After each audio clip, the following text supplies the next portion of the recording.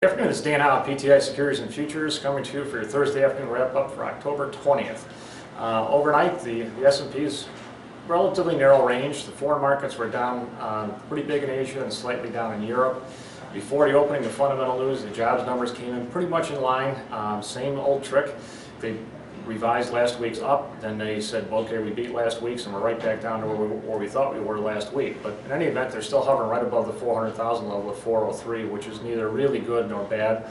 The Philly Fed came in about 10 o'clock, excellent number. Everyone's expecting a negative.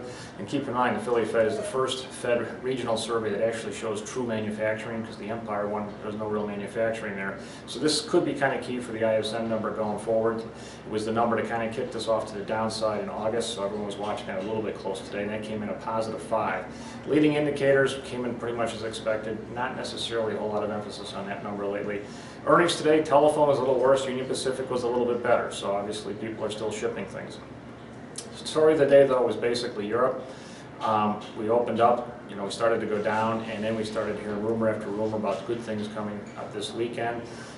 Turns out that they're going to do something with their, alphabet soup and actually speed up the potential of not only the one they have going on now, but also the one that was supposed to kick in 2013. So the potential of having $1.3 billion available for credit is actually, cheered the market. We rallied quite a bit. This still is a lot lower than a $2 billion rumor from Tuesday. And by the way, even though we had some people that supposedly knew what was going on, this was not confirmed. The Sunday meeting was canceled initially this morning, then it was reconfirmed, and finally they came out and said we're going to meet Saturday night and Sunday. And oh, by the way, we're going to meet next Wednesday in addition to that. So it does not sound like this is going to actually wrap up on Sunday. The German and pretty much all the other European, the credit markets actually behaved as this was a slight negative. However, it was definitely cheered in the U.S. So we did close up today. We sold off a little bit on the close, but still an up day for almost all the indexes except the NASDAQ. The SPX closed up 5 at 12.15. The Dow closed at 11.54, up 37. NASDAQ closed down 5. The 10-year note, the bonds really have been showing less fear than the stock market the whole week. So the actual yield went up on that today, 2.18. So basically the bonds are selling off a little bit, so no real fear there.